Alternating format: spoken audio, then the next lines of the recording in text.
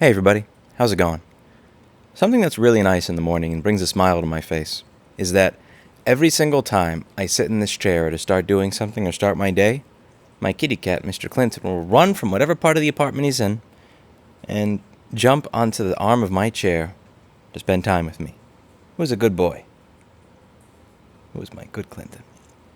So today what I wanted to discuss is the fact that it looks like a bunch of business owners are suing New York City for barring them from reopening their gyms. It says here the owners of hundreds of New York City indoor fitness studios are suing DeBlasio for barring them from reopening their business along with the rest of the city gyms last week. The lawsuit was filed Wednesday by members of the newly formed Boutique Fitness Alliance, which represents about 100 group exercise studios in the city, and the New York Fitness Coalition, which comprises about 2,500 combined gyms and fitness studios throughout the state.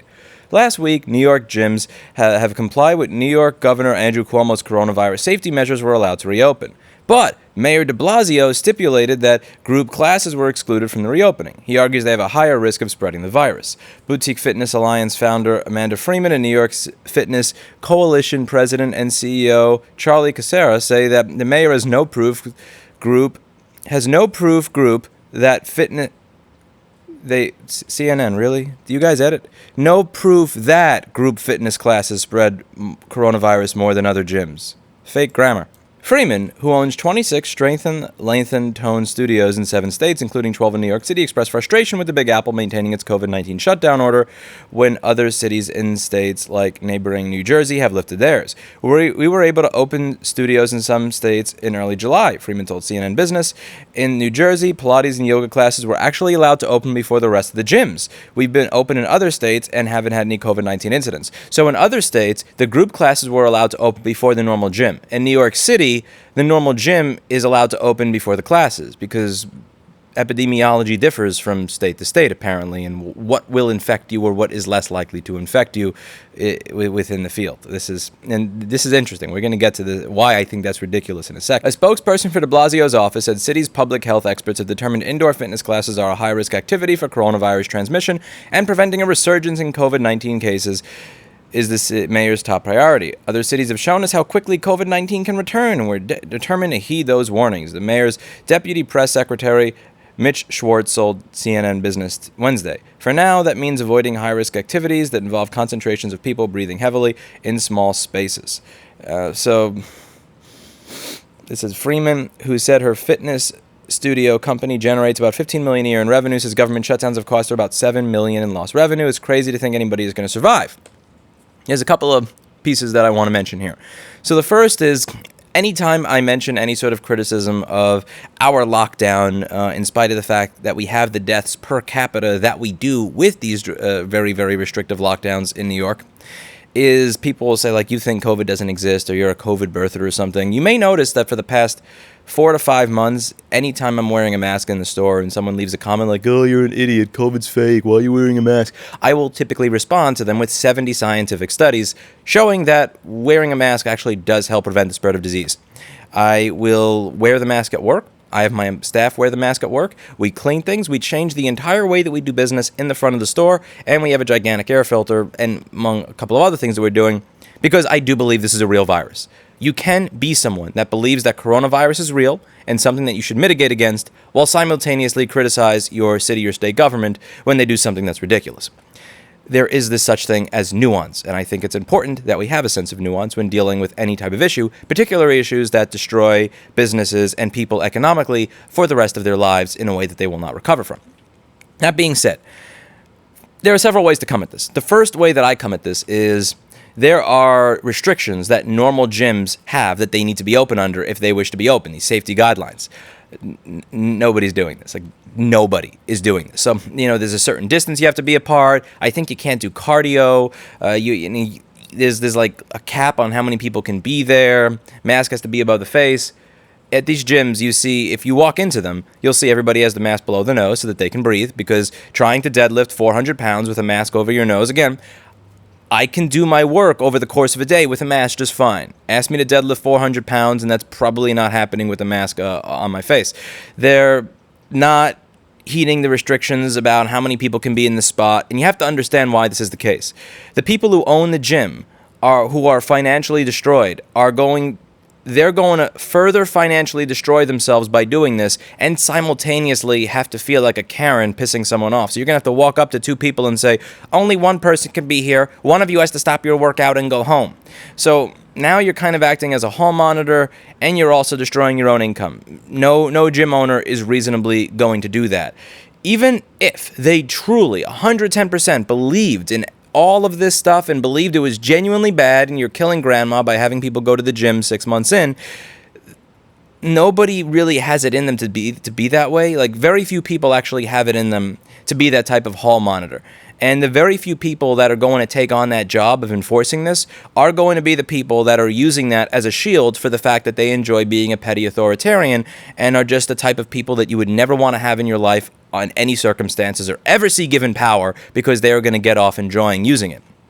So no one's enforcing this. And secondly, on the gym goers side, the people who are choosing to go to a gym in the middle of a pandemic are typically the people that have self-selected themselves and said, you know what, I'm putting myself at risk, but it's worth it to be able to live my life and work out. So once they have taken the subway to the gym for 40 or 50 minutes and they've gone outside and they've surrounded themselves with people, they're not going to say, I'm going to leave the gym because I'm 4 feet away from someone rather than 6 feet away from someone. So that's not happening. They've already self-selected themselves to the point of being okay with that risk.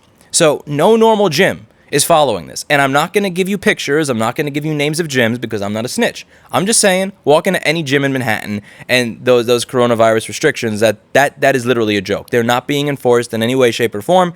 No one cares. The gym owners don't care, and the people going don't care. And you have to understand, anytime you implement a rule, at least I know this as a business owner and as a manager, anytime you implement some type of rule, you have to keep in mind that any rule is also going to then need a policeman to enforce it. And you need to really think through who is going to be the policeman, how are they going to police it, and is it going to actually work? It's easy from, your high horse to be able to say from on up, this is a rule, this should be obeyed. But you really do have to think through at the low level, how are you going to enforce it, and are people actually going to listen to it? The second part here is the idea that if you're in a fitness studio, you're at this considerably way higher risk than a normal gym. Maybe in Brookfield, Wisconsin, because in Brookfield, Wisconsin, I went to a gym and the closest person working out to me was about 25 feet away, because in Wisconsin, they don't advertise 10,000 square feet of real estate when it's actually 1,000. You actually get what you pay for, and there's actual space in places in Wisconsin, unlike New York City. So you actually can socially distance in a normal gym in Wisconsin. If you go to gyms in Manhattan, no, this is not happening. They're very, very tiny because they have to pay a gigantic amount out the ass for real estate that's very small in a space with very limited real estate. So the normal gyms, when I work out at a normal gym, I'm usually right around people that are walking by me. I'm 3 or 4 feet away from someone that's breathing really heavily as he is deadlifting. There's probably going to be a guy doing pull-ups behind me while I'm doing deadlifts in front of me. While to my right, there's a guy doing martial arts 5 feet away. There's a lot of people around in general. So if we were talking about another state where people are considerably further apart from each other when they're at a normal gym, even if they're closer at a fitness studio, I would get the idea that the fitness studio is closed, but the normal gym is not. But in New York City, when you see how crowded the gyms are here, it is interesting to see that the fitness companies are closed, but the gyms are not. The third thing. So remember what I mentioned about the subway? To be clear, when it comes to real estate, I am not saying that space is not worth $42,000 as a real estate connoisseur. I'm saying that as a normal person who knows that that's not worth $42,000. Not trying to hide it and claim it's an expert opinion. And when it comes to the subway, so you took the subway to get to the gym where you're not allowed to be around people. So let's just take a look at what it looks like to take a New York City subway. You like that? That's what we call social distancing right there. So in New York City, this is just one of the many reasons I find all of these little restrictions around who can open, who can't, who can do this, who can do that, how many feet you have to be apart from people, to be utterly hysterical. Because in New York City, the subways were running the entire time. It took us over a month into the shutdown for us to even clean the subways. You see how many people are there.